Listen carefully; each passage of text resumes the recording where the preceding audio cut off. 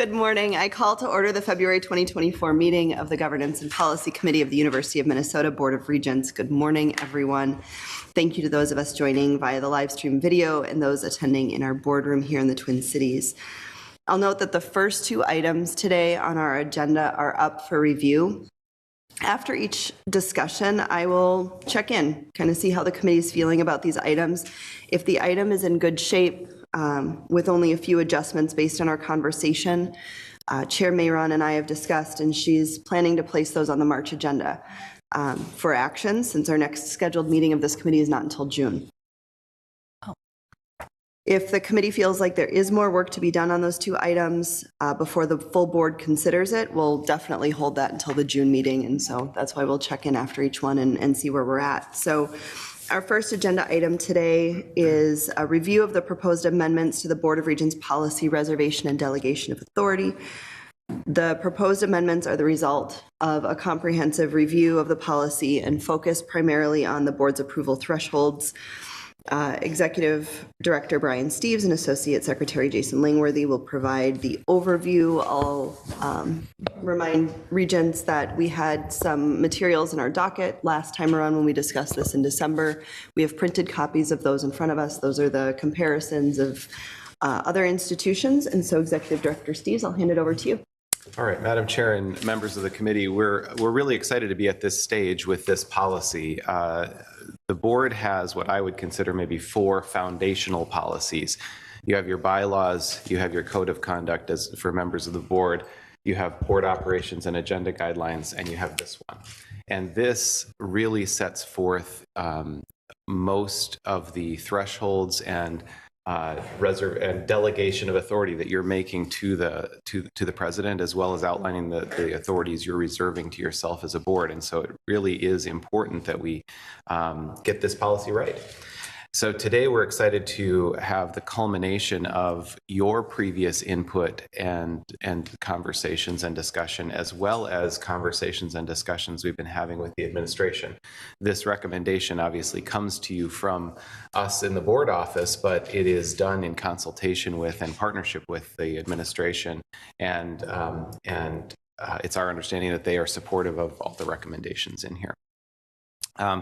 Just to remind you, the principles that we're aiming for in this, we are aiming to strengthen public confidence in university decision making. That's one of the things that we try to do through transparency, through a variety of other mechanisms to try to ensure that the public perceives the board as having adequate oversight, to ensure that the board's able to carry out its fiduciary and oversight responsibilities while also focusing on, or while maintaining focus on, consequential items. Sometimes policies are set in such a way that it draws you into the weeds, so to speak, and we're trying to right-size that in some places. To continue alignment, clarity, accountability, while avoiding surprises that have potential public relations risks. And finally, to use a risk-based approach to consider thresholds. If there are things that carry very low risk, you probably shouldn't be spending time on them. And so those are some of the principles that guided our review. Those are the principles that inform the recommendations we're going to walk through today. And with that, I will let Mr. Langworthy walk through the details. Yeah, Mr. Langworthy. Chair Verhalen, members of the committee, good morning. We're going to jump to page 4 of the docket. We have a summary table there, and I'll just walk through that table with you, talk through the various adjustments, tee up a couple of areas that we're interested in your input over everything, but we do have a couple of specific items that we wanted to flag to you for your conversation. So we'll start, and this is in order, working from the start of the policy forward. So the first, there are a few, the first two are sort of minor additions to provide additional clarity to the policy. So first, fundamental planning documents currently in reservation and delegation of authority, those are referred to as fundamental plans. In another board policy, board operations and agenda guidelines, they're considered to be fundamental planning documents. And so we're just simply changing that and adding in a reference to what we affectionately call BOAG to point over to that policy. Then reports to the state of Minnesota. This was a new addition in 2018. What we have found is there are reports that the university provides to the state in sort of two categories: those reports about the university and those reports that the university is doing for the state on areas of interest. So water quality, chronic waste and its disease, things like that. We're trying to just provide a little bit of clarity here that it's just the reports about the university that the board is interested in seeing. Not that we aren't interested in Not that, that we are not. because we do get those through a different You channel. get that through those, Yeah. through different channels, and it's a different sort of oversight mechanism for those. In terms of appointments, this is an area that we are looking for some guidance on. So when the committee discussed this topic previously, we heard that you were interested in having that list of appointments and having appointments of high visibility come to the board, including head coaches. So within that list, we started to think about, is the best way to name positions, or is it better to have a salary threshold? And in our consultation with the administration's preference is to name specific positions. That avoids having to figure out contract details. That avoids, the potential for missing a contract, because say if we set a base salary threshold and there's more sort of compensation in a different area of the contract, how does that all sort of play in and factor into examining all of those contracts? So, we're looking at total compensation. What would you include in total compensation or not? And the current salary threshold is based on the buyout provision, right? So you could have a contract that has a base salary above $1 million, but if the buyout provision isn't above $1 million, it wouldn't trigger. So with all of that in mind, the administration would prefer to name positions. Now, the board sort of involvement with appointment authority has a long and storied history. It's much like fashion. It seems like things seem to come back around again. So before 1990, everything came to the board, every position, basically everything. There were a few under a certain threshold that did not require board approval. Then in September of 1990, the board installed sort of the current list of senior leaders. So that has been a constant since 1990. In September of 1992, the board was interested in athletics, and they put in specific head coaching positions for men's football, basketball, hockey, both on the Twin Cities and the Duluth campus, and then for women's basketball, women's volleyball, gymnastics, and softball. And so those were codified, those specific head coaching positions. Then in 1995, the board pulled all of those out and decided they didn't want to look at those, but added in some provisions that are still currently in the policy, sort of encouraging the president to flag things that were unusual or significant. Then in 2018, the current threshold was put in, that salary threshold based on a buyout. So given the administration's preference to name positions, the cleanest, simplest way is what we currently have in there, which is to simply say Division I head coaches. That mirrors the Division I Director of Intercollegiate Athletics language that we already have in the policy. And that is just a very clean way of doing it. Any person that holds a head coach position for Division I would come for board approval. The result of that, though, is that would add about 23 positions. So that's 21 on the Twin Cities, 2 on the Duluth campus. And if I've done my math right, you've seen 6 of those consistently since 2018. So that would add 17 positions, 17 additional positions where contracts would come to you. So I think we would look to you. Right now it's sort of that clean Division I head coaches, or using the 1992 model, we could add specific head coaches. So things like perhaps football head coach. You could also throw in the two coordinators, the offensive and defensive coordinators, since those have consistently been coming to the board. Perhaps head coach volleyball, men's and women's hockey, men's and women's basketball. And we could tie it to that Division I piece.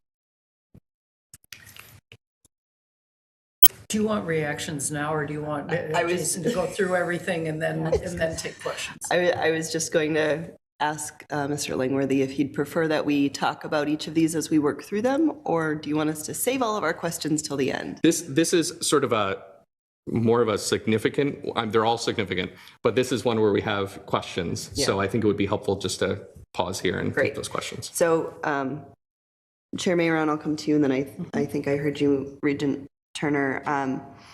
But before that, really quickly,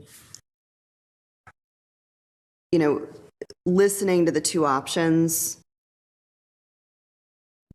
I have a harder time identifying just certain ones, because then it raises the question of, are they more important? Are they less important? Are they more high profile? Is there like some subliminal message in which ones are named, which ones aren't?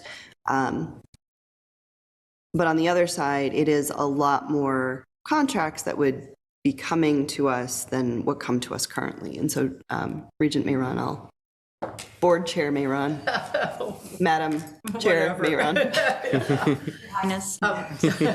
There you go. Well, it seems to me there's a third option, and that would be to add the head coach for all the reasons that we've identified. That we know that individual of the Division I head coach is at such a level that we want to be able to weigh in on that appointment and leave K in place, so that if we determine down the road, or for example, with the new presidents that's coming in, that person may want to augment the administration in a different way or organize it in a different way that would require it coming back to the board. So my thought would be to add head coach, and then with K, because it does say such other administrative positions as the board may specify, it's not the administration, it's the board from time to time. That still gives us flexibility to address other positions. I recognize the board can do, even if it doesn't have the K language in there, if it wants to do it, it can. But at least it reminds everybody, including the board, there may be, as we develop this policy that hopefully will stand the test of time, there is kind of a catch-all phrase that we can use in the meantime. So I would explore that third option. Regent Turner? Thank you, Chair Halen. Considering that part of what we're going over is raising the 1 million to the 5 million, and you might have people say, oh, we're losing some oversight, et cetera. A lot of times it's my humble impression, just from the short time I've been here, is that a lot of the angst comes from when you discuss specific positions, et cetera. So even though the extra 23 people, or possibly your idea, Chair Mayron, is a good idea, I'm not so worried about that, because that's the stuff that, it's those kind of decisions, not whether we spend $1 million on toilet paper. Nobody cares, okay? But they do focus on that kind of thing. And so if we can give the impression or the reality that we are paying attention to those specific things that seem to matter to legislators and et cetera, that would make more sense to me. Regent Wheeler? Yeah, I guess my question would be is if, I like the cleanliness of just adding Division I head coaches. But I wonder, what does that do how does that slow down, recruiting and hiring of some of those individuals? I just don't know what impact it has on that. And I will say, like Board Chair Mayron said, I like leaving K in, just to remind us that, because we don't know what will become sensitive positions, in the future, or where the market moves in the future necessarily that creates that sensitivity. So I favor leaving that in as well. Yeah, and one of the goals of this committee is to make sure that we're giving ourselves enough nimbleness in our policies that we don't have to revise them in order to take action to do our business, which, to Chair Mayron's earlier point, we technically have the ability to do what we need to do, but sometimes it gets a little bit messy getting there. To your question about would adding those positions create additional challenges or hurdles, I don't know which one of you is best to answer this, but a little bit of background on conversations with the administration and who the administration is. Maybe add a little bit of clarity to that. And then also this item specifically, I know you've had some good discussions about what that could mean. Chair Verhalen, members of the committee, Chief of Staff John Sedland has talked about this provision with Twin Cities Athletics Director Mark Coyle, since that would be the bulk. And we can certainly have Chief of Staff Sedland come forward to address that. Sorry to put you on the spot, Chief of Staff Stedland. Chair. I'm immediately phoning a friend 2 in, so this is not going to go well.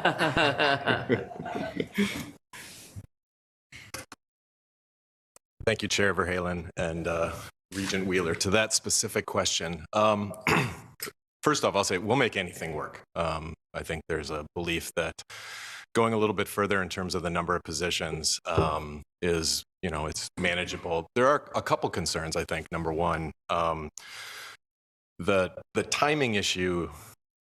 We announce positions quite often and we'll say contingent on board approval. I think the concern sometimes in the athletic space is that you're quite often having people who are moving halfway across the country and are a little reticent to fully make that move until the board approval happens. And sometimes that can be a month or more.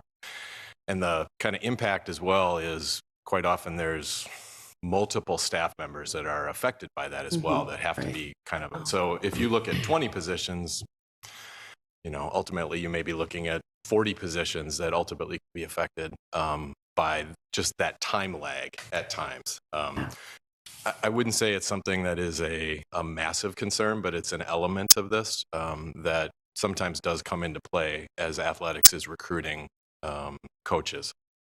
To Mr. Langworthy's, what he kind of laid out in terms of the number of positions. We looked at this over the last 3 years, FY21 to FY23. There was about 22 contracts or amendments that came through on the coaches that typically haven't come that would now come. So I think the numbers are about there. Of those coaches that typically haven't come, the average salary is about $140,000. So, it drops off pretty dramatically in terms of just kind of what our coaches' salaries are. But, there's a little bit of concern, I think, that athletics has about that. But, as I said, we'll make anything work. We're pretty, we are pretty adept at kind of making certain that the steps that need to happen do happen. I think ultimately it would be a better place if we've got just a clarity in these are the positions that come, rather than occasionally having to figure out, does this hit the $1 million threshold, doesn't it? So that part we are supportive. Well, and to that same point, we need to also make things work so that the university can work and not stand in the way. So if we don't meet for 2 months and there needs to be some clarity, maybe there needs to be more special meetings. Maybe we need to do, 20-minute meetings to address things. Before I let you return to your seat, Chair Mayron. Just quickly, and I know that Regent Hipsch has his hand up. I still go back. Part of the whole idea for going through this review is to ask ourselves, in light of our oversight and governance duties, what value are we adding as a board if we ask that 23 positions now come to us for approval? And my belief is none. That I'm not adding value. I don't have any better idea or ability to assess whether this is the right coach or the right compensation. I think we're landing in the weeds and micromanaging our athletic director if that's the focus of this. And so as I think about it, the idea of changing the language so that now 23 people come in front of us, I just think sets a precedent regarding all the different kinds of positions within the university, that the president has the ability to enter into contracts and do not come to us. And I think that's appropriate that they do not. I don't think we have the expertise or the skill set to get into that lane. So I would not be in favor of anything that began to open it up to these 23 appointments. And I recognize the issue of transparency and being able to answer to the legislature, et cetera. But I'm also comfortable saying to the legislator, this is why we hire the president to do these things, and with the athletic director to come up with the right individuals for the right compensation. So as I think about it more, I would not be in favor of adding that language. Thank you, Mr. Studland. Thank you. Regent Hipsch. Thanks, Chair. Can you hear me? We Okay. can, yes. So to Regent Mayeron's comments, for me, it's not so much about transparency as it's about public relations. It gives us a chance to elevate all those positions in the public and show what we have and to introduce them to the public. I know that like when we, if we go through a process, it looks like we have our hands on the process, but also gives us a chance for a press release when the new college, dean of the College of Agriculture or something gets introduced, the whole state knows about it. And I think that's really important. So for me, I think it elevates us and it gives us more touch points with the public in terms of getting our name out there and showing all the great things that we do in all these different diverse situations. So I'm going to go opposite to Regent Mayeron. Sorry, Regent Mayeron, but I think this is a good change. Thank you. Yeah, and I'm with Regent Hipsch on this one. You know, we have each of our deans come before us as positions, even though we have our president and our provost responsible for finding those individuals and hiring them.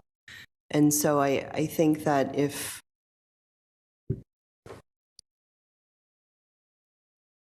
I think that heading down that direction adds clarity to the policy.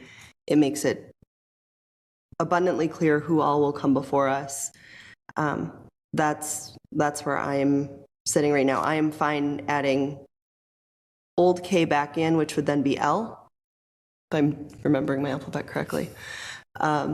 You know, such other administrative positions as the board may specify from time to time. If there is we create a new something that has a position that we really think should be coming before us. Regent Wheeler.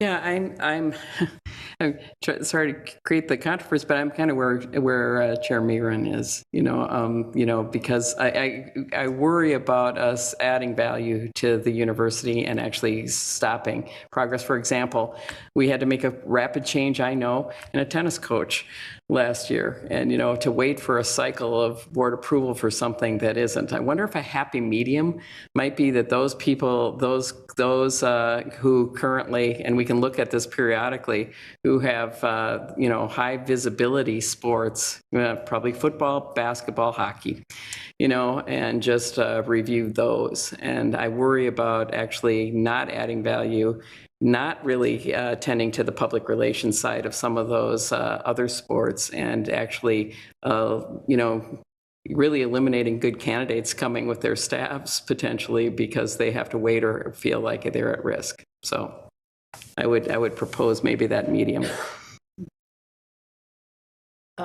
Chair Hale, just Sure. quickly in response to what Regent Hipsch said, and you said as well.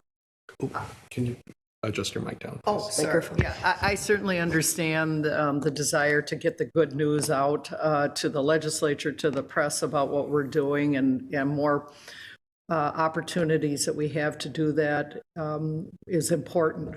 But I still think we can accomplish that by announcing that the following individual was just appointed as whatever position they were, and why our athletic director is so excited about it. We can create that PR moment. And my view, it doesn't have to be about the regents doing it. It's about the university doing it. So I think we can attend to the public relations piece. I don't think it's a reason to add this in terms of why we would be examining those contracts. And as a practical matter, they come to us by and large, on the consent agenda, where they're bundled up with everything else.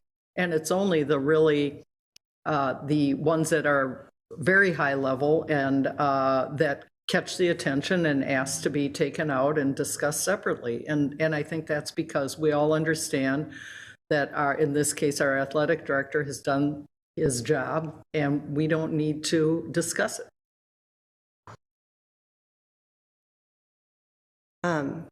Mr. Langworthy, can we move along? But as of right now, it's seeming like we're going to need some more work done on this, but please go ahead. Sounds good, Chair Verhalen. Moving to system-wide enrollment plan.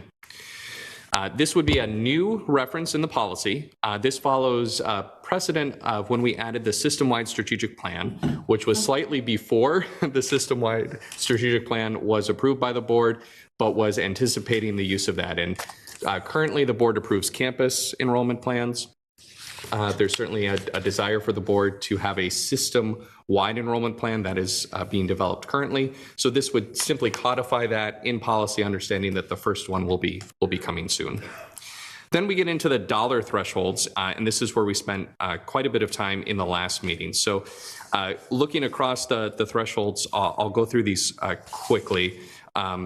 So the purchase of goods and services, currently 1 million. The proposal would be to increase the threshold to 5 million. That would put you roughly in the middle of the Big Ten. This was an area we saw that there were a number of Big Ten institutions that did not require approvals for purchases of goods and services, and this would increase the $1 million threshold, which was put in place in 2010. The purchase or sale of real property. The proposal here is to increase the threshold to 3 million and to leave in place land that is located on or within 2 miles of a campus or larger than 10 acres. Yeah. But that slightly lower threshold also aligns with peers. We saw that across the Big Ten, that real estate was something where there were much lower thresholds. So this would maintain a lower threshold, but still bump it slightly based on the conversation from December. Leases, easements, or other interest in real property. So this is when the university is leasing, say a building for a specific use. Here we would adjust the threshold to $1 million or more in any year. So if there was a lease that was signed where the university is paying $1 million or more in a single year, exceeds 10 years, or has a total value of $10 million or more. So it adds some complexity there, but sort of overall, this would increase the threshold. And I just want to be clear, I'm going to let you go through capital or schematic plans, and then we'll talk about those as a bundle. Great. Campus master plans, we are updating the title to campus plans. That aligns to current practice. And the last two that came, the Twin Cities and the Duluth, were referred to as campus plans. So we're just aligning policy to current practice. For multi-year capital plans and annual capital budgets. So the multi-year capital plan is the 6-year capital plan that's approved in the fall, and the annual capital budget is the annual capital budget that's approved in June typically. We would increase the project value from 1 million to 5 million for both of those. Then in capital budget amendments, the current threshold is 1 million, and as we were discussing this with committee leadership, felt like there may be some potential gaps. So we've added some additional language here to say, first, new projects with a value of $5 million or more. That aligns with the updated multi-year capital and annual capital budget thresholds. Existing projects that were not previously approved by the board when the total value increases to $5 million or more. So those projects that did not require board approval, if their budgets then exceed $5 million, then they will have to come to the board for approval. Or to board approved projects when the total cost of the project increases by 30% or more. So currently in policy, the way that it's structured, it's basically the amendment. It could be a new project of $1 million or more, or an amendment with a total value of $1 million or more. So if you increase to 5 million, you could potentially have a project that was approved at 5 million and then an amendment for 5 million. So you now are doubling the cost of the project. Have to come to the So this in some ways lowers that threshold, but allows a pressure release valve if a project is starting to exceed budget. And I'll just note, having spent a number of years staffing the facilities committee and now the finance and operations committee, the complexity of pre-design that's done by the university typically is why we don't see a lot of projects going well beyond budget. But this would be a good oversight mechanism to put in place. Schematic plans, we are proposing here to eliminate schematic plans, and those are the plans where it shows the schematics of the floor plan. They come later. You approved a number of these yesterday in Finance and Operations on the consent report. It feels like it's, based on your conversation, a piece of oversight that is not aligning with the principles that we developed. So those are the sort of the bulk of the dollar thresholds. So any questions or comments on those? Yeah, I will start, and then as folks want to chime in. So a couple thoughts. I continued to go back to the comparisons that we were given previously and looking back at overall budgets of these institutions and where they set their own thresholds and how they thought about these. And I was quite surprised to see that 6 of the Big Ten have no requirement for goods or services to come before their Board of Regents. And we let others make decisions according to their own philosophies. But, looking at the range 10 million to 1 million, and thinking about our overall budget, where we're adding value as regents, where we are appropriately inserting ourselves and getting involved, looking at this package of changes is, to me, a very fair balance of all of those factors, especially the 4 bullets that Executive Director Steves walked through it at the beginning of the presentation here. And I really appreciate in the capital budget amendments adding projects when there are cost increases of a certain percentage. We're not setting a dollar threshold. It's not just keep going until you're going or until you're done on the basis that we approve the project. It's no, we're going to keep you updated as these things are happening so we don't end up with a surprise in the end or not understanding what's going into it. And I think it's important for us to understand too, and for those who watch our meetings, all 8 people who've tuned into the Governance and Policy Committee meeting this morning, to understand, that sometimes what cost X in 2018 now costs X times 3 because of market factors, because of lots of things, because of the way we're approaching employment or any number of factors. Also, I like a schematic plan. I'm happy to spend some time with one, but I agree with Chair Mayron's earlier comments from our meeting. I will not be providing value looking at it going, well, is this manhole appropriately sized for OSHA requirements? It's not going to provide a lot of value. Instead, it's, okay, if after preparing the schematic plans, it looks like there's a bunch more work that has to be done, and then it's falling under one of our other amendments, one of our thresholds, then it will be coming back to us for review. And I understand, whenever there's change on what that dollar value is when looking at these thresholds, whenever there's change, there's a bit of discomfort in that. But I do also remind myself that the market has changed significantly since these first numbers were put in place. Our overall budgets have changed tremendously since these were put in place. And we have a really active audit function in this university to make sure we continue to be in compliance, not only with our policies, but also that there aren't attempts to try and violate those policies just by, right now someone could keep something at $999,000.99. Sure, and they could try and keep it at $499,000.99 just to keep it under the threshold. But there are mechanisms in place for those kinds of reviews. And someone's not putting $5 million on their credit card without some oversight of that on behalf of the university. And so those are my initial comments. I'm feeling very comfortable with where our conversation was and where these numbers have landed as far as carrying this forward to the board, but interested if there are any other thoughts or questions. Regent Mayron.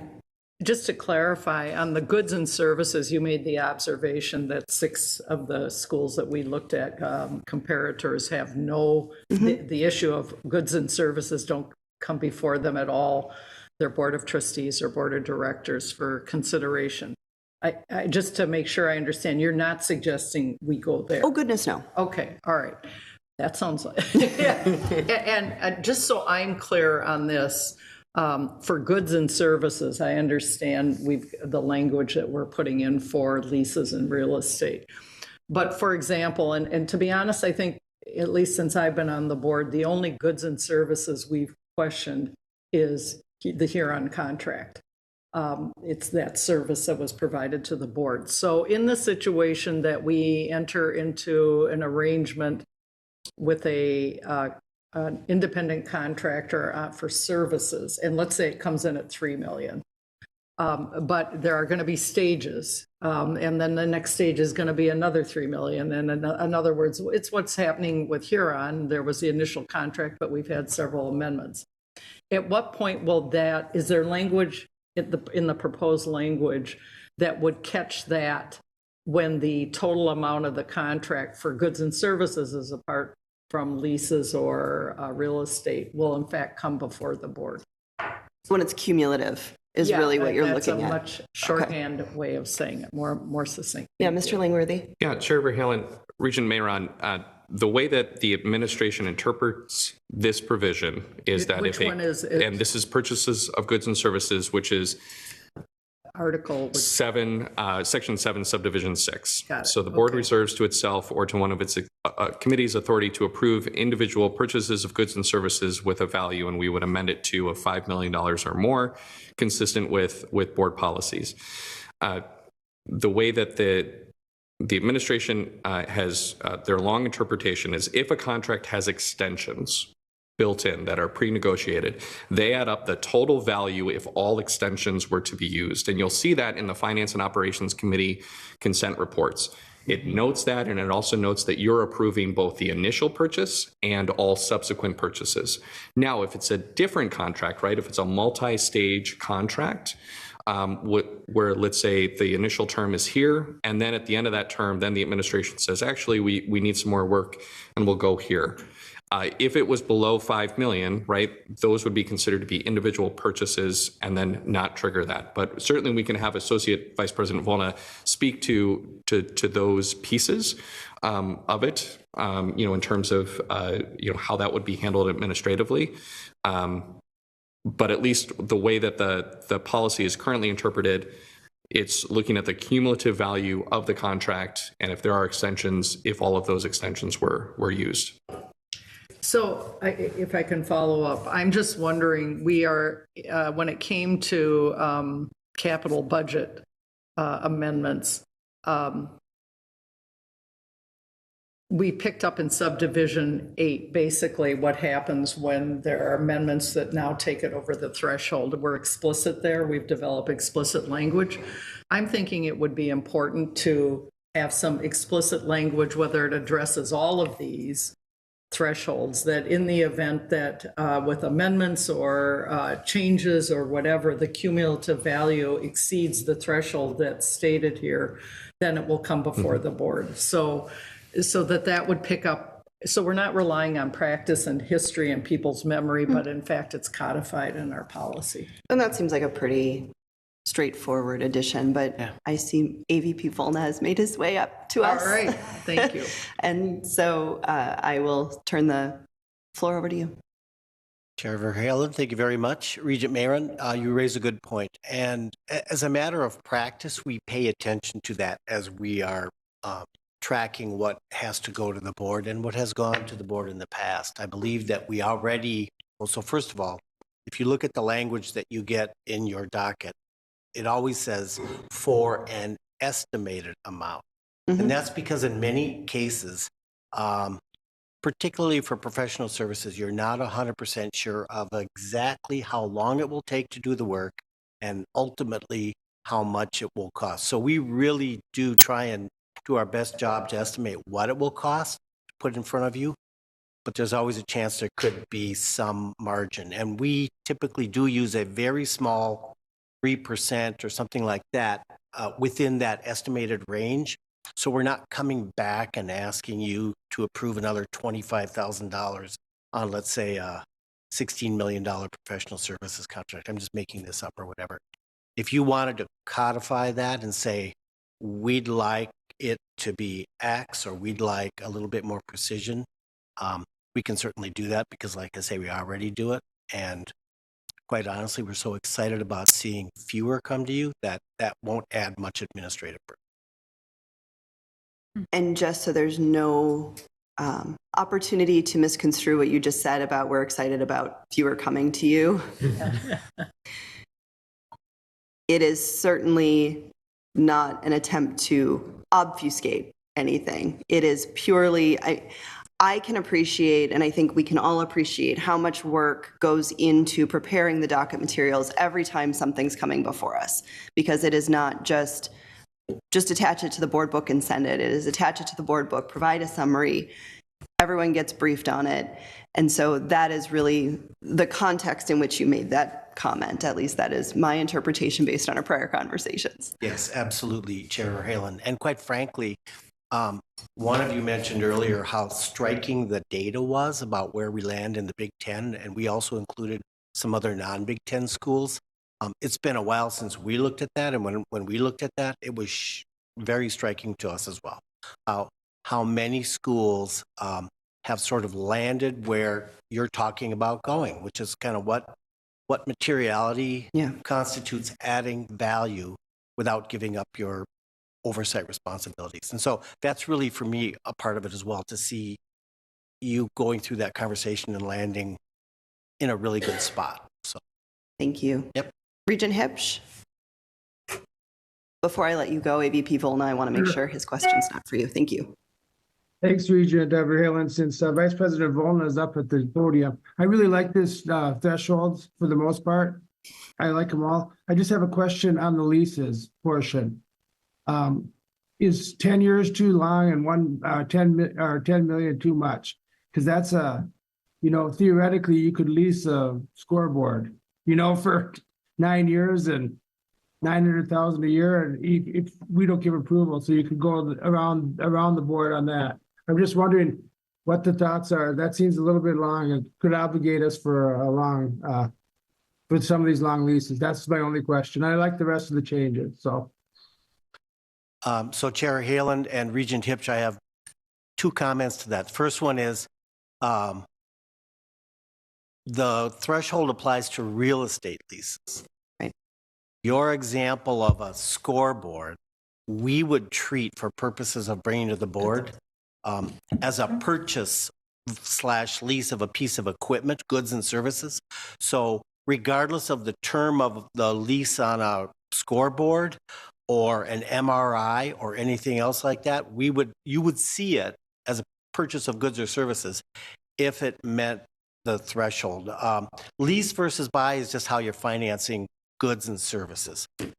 My second comment with respect to leases is we have somebody in the back here who actually is responsible for leases, and my preference would be, rather than me opine, we ask AVP Leslie Krieger to come up and give her opinion on the Magnitude. 10 million and the criteria around that.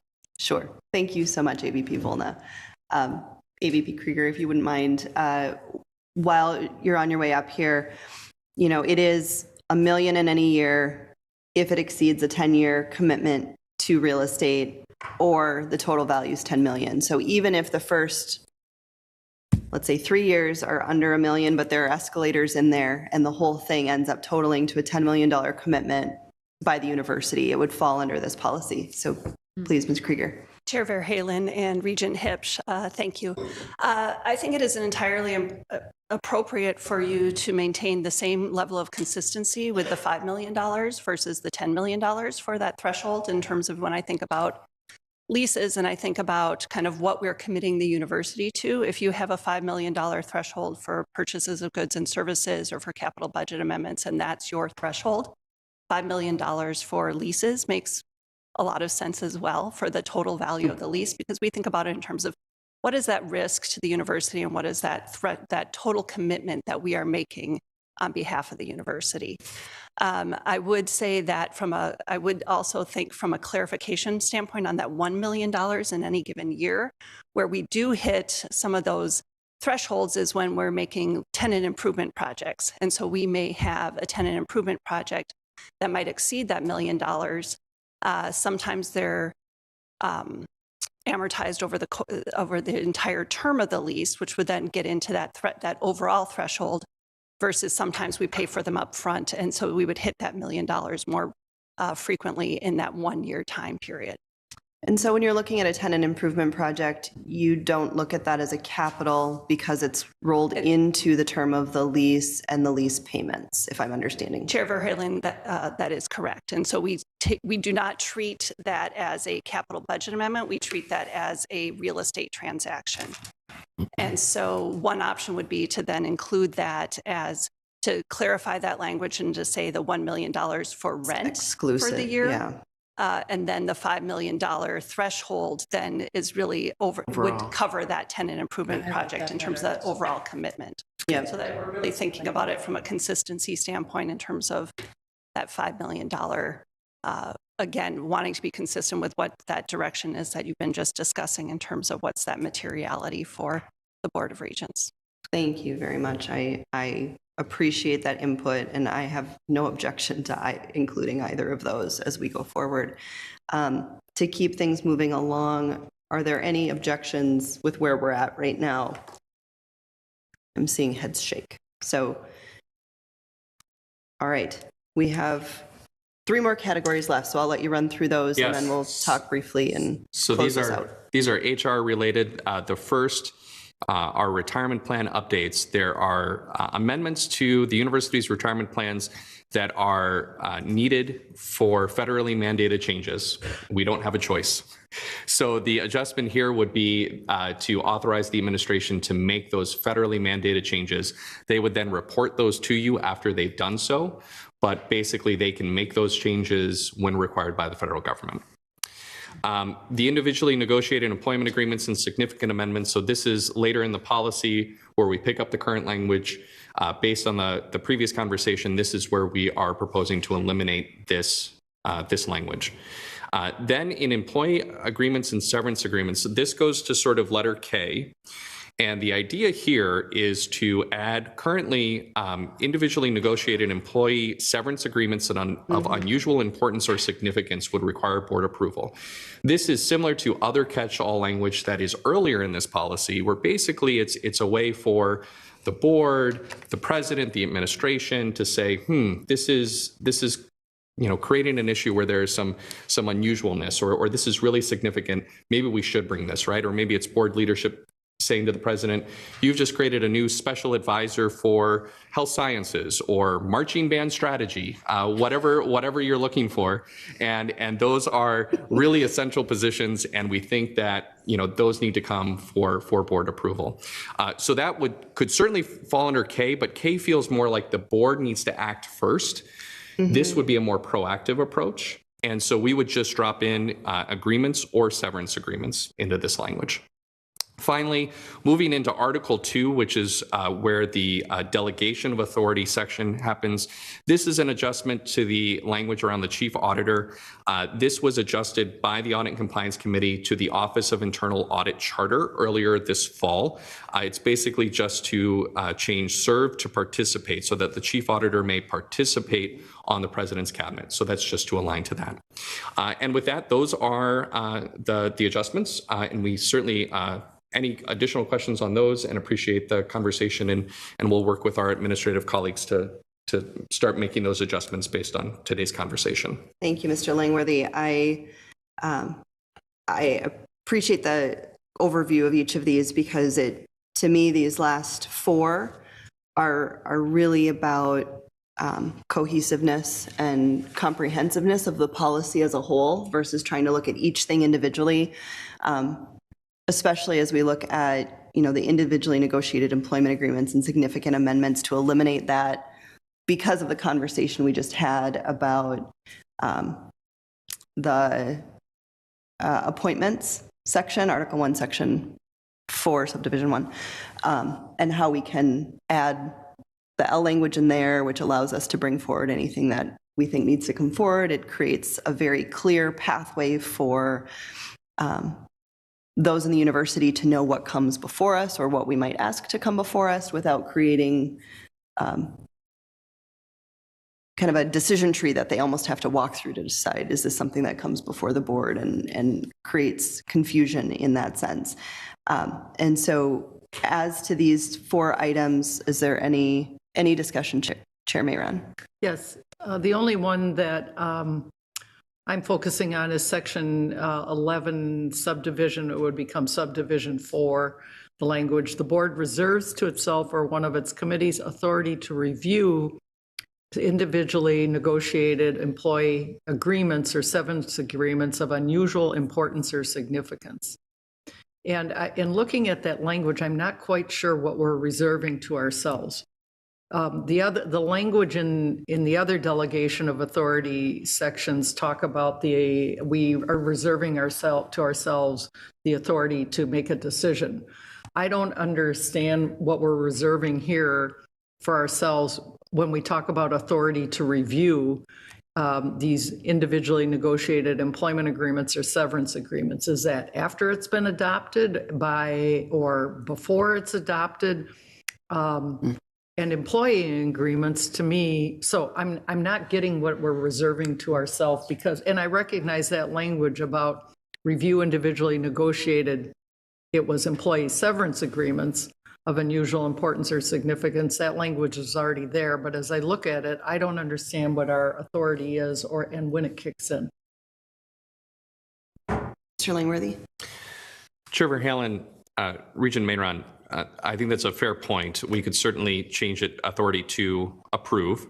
I would say authority to review would mean that before those items are executed, they would have to come to the board, is the way that I would interpret this. Currently, in terms of the severance agreements, there's currently provisions in administrative policy that build off of this that require check-in with the board chair and vice chair around severance agreements that are outside of what is defined by administrative policy, and for consultation with board leadership. So that is the current way that this would be used. It would be a way to sort of pull those items to the board and then for the board to make a decision. If it's looks good, proceed. If not, approve. But we could certainly modify review to approve, which would align with many of the other subdivisions. Even if I could respond, we do that, then we're left with somebody deciding what employee agreement or severance agreement is of unusual importance or significance, which is pretty subjective language. And what I think is of unusual importance or significance may not be the same as to what others do. And so I feel like this is really kind of a catch-all that could override anything that we, at least in the employment section, that we've already outlined above as to where we're being explicit about which particular contracts we want to review. And we've suggested leaving in what was K, which was such other administrative positions. I recognize, as I say, that that's about approving agreements for hiring as opposed to what happens in terms of compensation. But at a minimum, I'd like to change that language from review. If we're going to reserve our authority, then it has to be to decide it. I can offer. Yeah, please, Mr. Seuss. Madam Chair and Regent Mayron, I think in this case, we're building on some previous language that was here, and this language was actually added in by following work of a special committee chaired by Regent Beeson related to employee severance agreements. And there was a desire that the board have greater oversight of these, and so there was language that was developed and accompanying administrative policy. And I think, at the time, as often is the case, you can make it so far in one swoop in terms of doing policy. And in this case, as we come back around to it, it certainly can be the situation where we can clarify that it's not just review, but it's approve. And then to the larger point around the subjectivity of it, this is not the only place in board policy where the board has established some subjectivity. There in fact is another provision. We always call it the catch-all provision. It basically says that anything that is unusual, it raises unusual questions of public policy or concern, should come to the board. And I think it's actually beneficial to have a couple of places in board policy where it is a bit subjective, because we can't anticipate all the potential scenarios that are created. In Mr. Langworthy's example, if the president decided to create a senior advisor of marching band strategy and to pay the person $2.5 million a year, there's nothing in here that would require that to come to you. But you may say, hold on a second, what now are we doing? And so that may be where you'd have a hook to be able to say, actually, Mr. President, we need you to bring that to the board for approval. And so I think it is beneficial, and I know it's subjective and that's more difficult to navigate, but having a couple of places like that is actually beneficial across time. Okay. And Chair Verhalen, if I can add, the catch-all provision that Mr. Steves referred to is in Article 1, Section 1, Subdivision 6. And if that language, which has a little slightly more specificity, if it feels like the committee would prefer, we could mirror that language within this provision too, adding some more about significant impact on the university's mission, or poses a significant financial risk. I mean, there is some ways that we can take borrow some of that language to sort of expand the appointments language later on. I think that would be a very good idea, and then change the review language to approve, or language like that. I would support that for clarity. Are there any other comments on where we're at? Question. Yeah, of course. Regent Turner. This is all, I learned this as I go. I'm on a real steep curve here. So we're not going to do the proposed change of eliminating this paragraph. We are. Yeah, for this. Which paragraph are you pointing to, Regent Turner? The individually negotiated employment agreements and significant amendments. Chair Mayron is talking about He's talking about that. a different one, the one underneath it. Next one. Okay. Okay, so I did have a question about the faculty tenure, et cetera. Do those contracts never go over $1 million or whatever? I mean, where is that? Say faculty would love it, but say they start at $2 million or something. Yeah. What are they? Chair Verhalen, Regent Turner, since this provision was put in place in 2018, there have been no faculty member contracts that have come to the board for approval. And so that's where this threshold is never triggered, and adding in the specific positions instead of trying to look for contract terms, is the recommended path now. Having said that, the provision that we just talked about, let's say that you do have a faculty member that comes in with a starting salary of $3 million. That would likely be something that, the provost, flags to the president, and the president would, potentially flag here, or at least have a conversation with board leadership of asking, is this something you think the board should look at because of the unusual significance of the compensation? Okay, thank you for that history. And right now we're just doing coaches, but I was just curious about that. Thank you. So where I'm hearing us is few tweaks to some of the language that we have for additional clarity, transparency, process, where this committee thinks some additional conversation is helpful, is around the language around appointments. And quite honestly, from where I sit, I think that's a conversation that I'm not sure we as a committee should or could come to consensus necessarily on that. I think it really is a conversation for the full board. And if this committee is comfortable with it, with the small changes we've suggested to some of the other sections, that this be teed up, Chair Mayron, for full board in March. For review. For review, because then the full board can have that discussion about the appointments, and we're not having a discussion to then have another discussion with the board about it. The full board, we're able to just have that discussion within the full board. Is that acceptable to the committee? It would be, and then bring it to the board for action in June. I don't feel personally as compelled to have review in March. I think is important so we can act on it in June. Correct. But as opposed to the conflict of interest policy, which I'm very hopeful we can get in place before our new president arrives. I'm okay with that. What I would suggest, though, is on that provision where I think we don't have agreement among ourselves, is that there be alternative language proposed, and in particularly whether we're identifying the 23 positions or we're making it explicit that by adding whatever language we add, that it is going to encompass probably 20 to 25 positions coming to us for approval when someone is hired, so that people understand that. So we can tee up the issue appropriately. Sure, and it will be the chair's prerogative from March and from the conversation we have, but I think we could, if, depending on the conversation in March, we could take action in May instead of all right, waiting I'm until sorry, June. I thought our next meeting was, as a governance, was in June, so it'll be May. Okay, yeah. Yeah, our next meeting is governance is June, but because if you take it to the board for review, then it'll be ready for board action at the next meeting if you choose. And the option is always there if we reach consensus, even during the review process, for somebody to move to act on it in March, should that happen. Yep. Okay, I think that would be a good way to pursue this.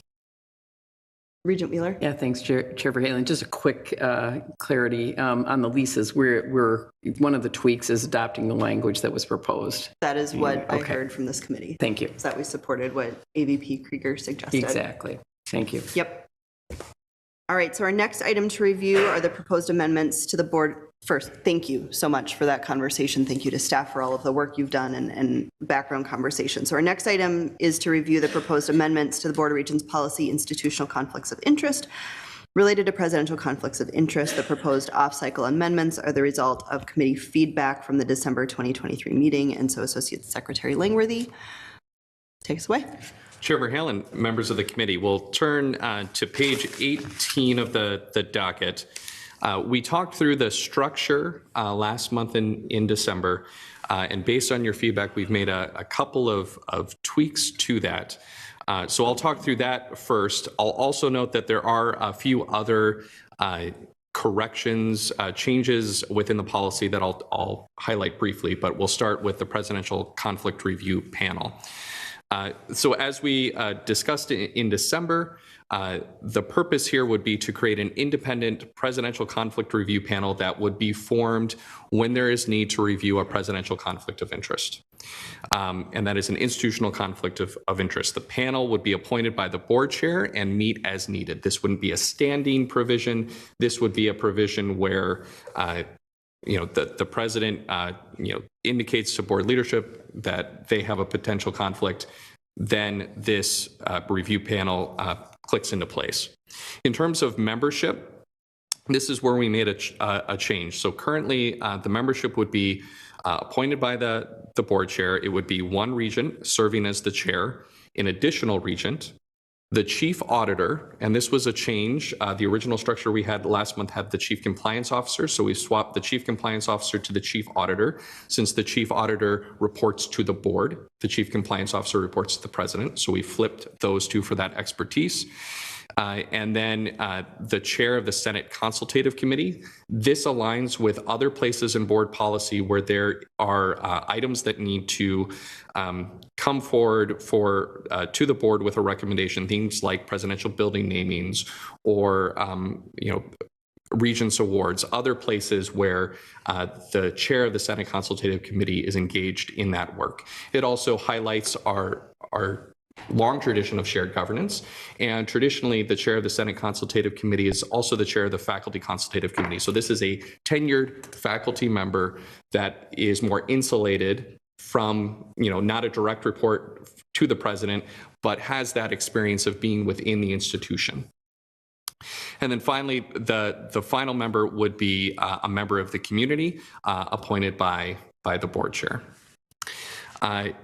The panel would be advised by the Office of the General Counsel in consultation with outside counsel as deemed appropriate, and the Office of Institutional Compliance. So the Chief Compliance Officer would still be there to advise the group, but would not be a voting member. The panel then would be staffed by the University Conflict of Interest Program to use their expertise on the process and to move that forward, and certainly in coordination with the Office of the Board of Regents.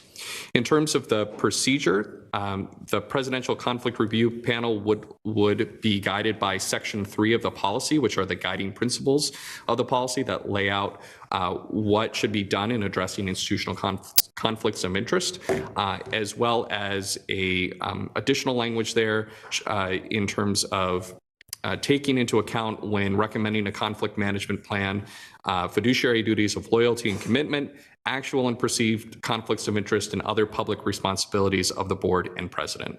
Additional procedures would be on file with the Office of the Board of Regents, sort of the how do we actually kind of move through this. This aligns with what we do with the annual presidential performance review. This language was developed in consultation with the Office of General Counsel, the Office of Institutional Compliance, and the Office of Internal Audit, and they are supportive of the language as it appears here. The other slight modifications to the policy, we're adding back in the President's Chief of Staff into the list of university officials. That was a position that had been in policy previously. When it was no longer used under the Gable administration, we pulled it out. So since we have the policy in and it's now being used again, we're reinserting it. In terms of other items, they really have to do with aligning to current practice to make sure it's clear that the President is providing you with institutional conflict of interest plans not related to themselves. Currently, the language in there makes it appear that the president could sort of provide you with the plan for their own conflict of interest. So we're clarifying that.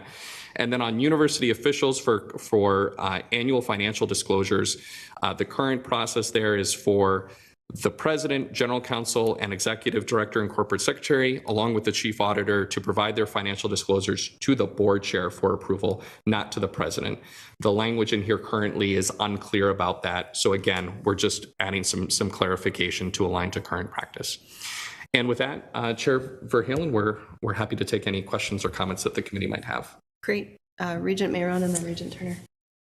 Thank you. This is terrific. I think what the board office has, taking our comments, the reasons for wanting to make the changes to the conflict of interest policy, and in particular as it relates to any potential conflicts by incarceration, non-incarceration, rehabilitation, non-incarceration, rehabilitation. Hold my comments for a moment. Rehabilitation, non-incarceration. 50K is not okay. 50K is not okay. 50K is not okay. 50K is not okay. 50K is not okay. 50K is not okay. 50K is not okay. Rehabilitation, not incarceration.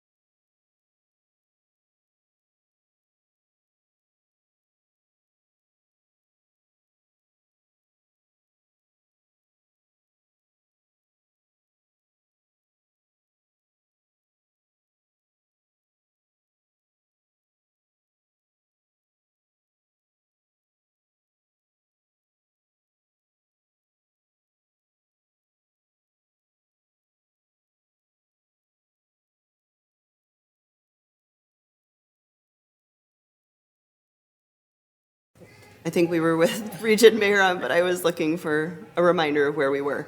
With me. Thank you, thank you. The one piece I have focused on is under Section 5, the Presidential Conflict Review Panel, and under procedure. The language in particular that I have focused on is the language that talks about when the panel recommends a conflict management plan to the board, it takes into account fiduciary duties of loyalty and commitment, actual and perceived conflicts of interest, and other public responsibilities of the board and president. I would like to add language there that also has the conflict of interest plan address the impact on the university's reputation. That language actually does show up in Section 4. It shows up actually in a couple of places under our current policy. In Section 4, Subdivision C talks about potential conflicts that raise serious policy issues or have a significant public impact on the mission and reputation of the university. And there was also above in the guiding principles in Section A, we talked there about because it is critical to the mission and reputation of the university to maintain the public's trust, et cetera. So I think we need to add language that talks about a conflict of interest plan that also addresses the impact on our reputation with the public, with the legislature, the community at large. Regent Mayron, would you want to mirror the language of 4C above and have it say, or have it read, excuse me, words don't say things, we read them. So it would be taking into account fiduciary duties of loyalty and commitment, actual and perceived conflicts of interest, actual and perceived impact on the mission and reputation of the university, or only on reputation of the university? No, I think if we added the language, the mission and reputation of the university, and then you could have the catch-all phrase and other public responsibilities of the board and president, that would address my concern. Okay. And depending on where people land on this, if people like what they're currently reading and are on board with my suggested amendment, I would actually then consider moving this for action, review and action at the March meeting, so that we could get this in place before our, with our new president-elect. It's Regent Mayron. I have no objection to bringing that same language down and mirroring it in subdivision 3. I think that's a helpful reminder and very explicit way to remind ourselves and whoever might be drafting a compliance conflict review, an institutional conflict of interest plan that would then come before us, of the importance of reputation and our overall mission as a university. Any other thoughts? You had an item. Curiosity question. Yes, of course, Regent Turner. When you, thank you, Chair Van Halen. When you're picking a public, you've got the group that's going to get together. In the past, how does one go about doing that? How do you pick up just a person out there randomly? Mr. Langworthy? It's different. What's being proposed is different than was done in the past, and that's why, and it's different. The reason we're creating a different policy is to address some anomalies that occurred in the past. So, Chair Verhalen, Regent Turner, currently the current institutional review that takes place, that the president is routed in, that handles all of these institutional conflicts of interest, does have a community member on there. My understanding was that has been, someone with expertise, or Regent Emeritus Patty Simmons also served in that position. So it would be where we would work with, the Office of Institutional Compliance with the board chair to, view, what is the, potential institutional conflict of interest? Is it helpful to have a community member that maybe is an institutional compliance officer at one of the corporations or other public institutions here in Minnesota? Is it someone that maybe a Regent Emeriti would be a good idea because they understand the board and those dynamics, but now they're removed from the university.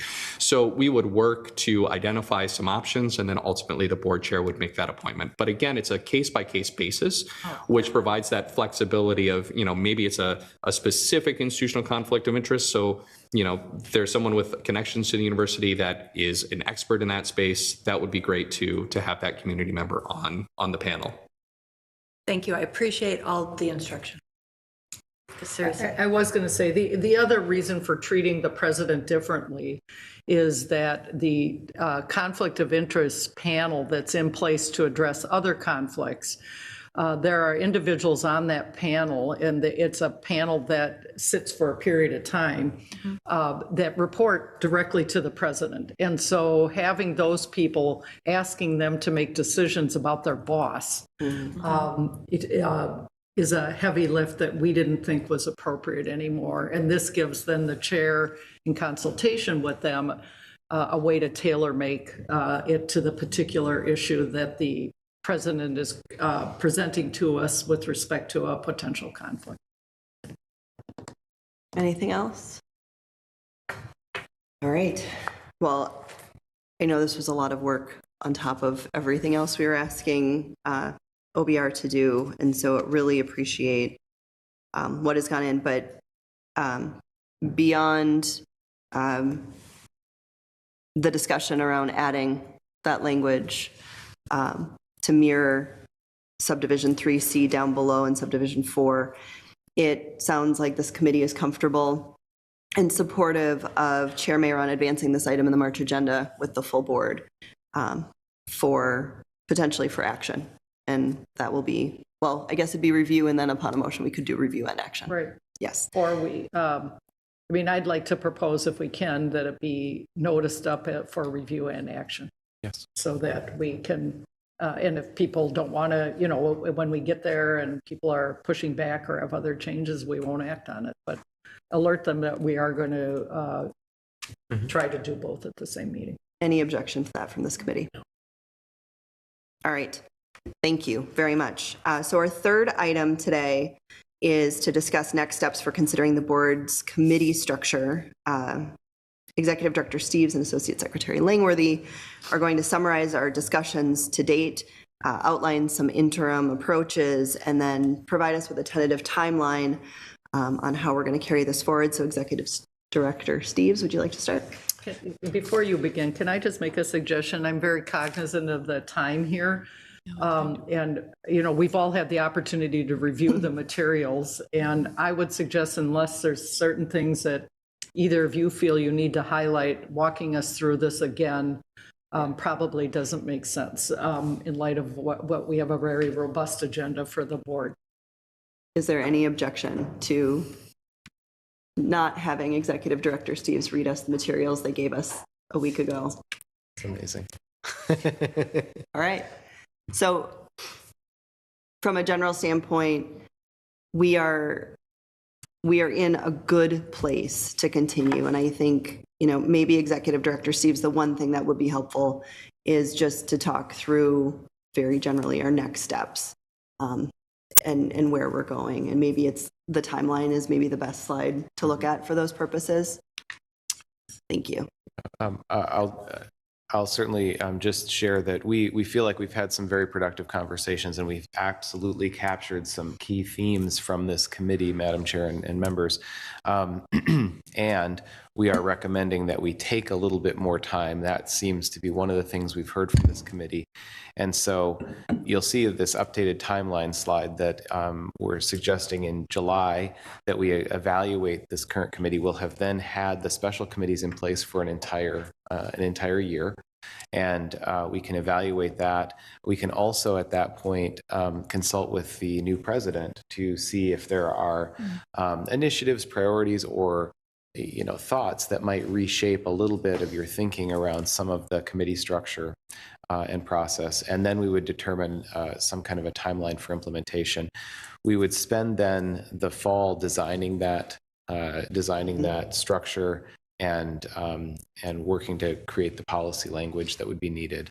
And then our goal would be in December of 24 or February 25 to then act on a new structure. So it's really just slowing down the process, taking more time, still capturing these themes and recording them here, but ensuring that we can do this in a way that reflects, I think, what the mood of the committee is.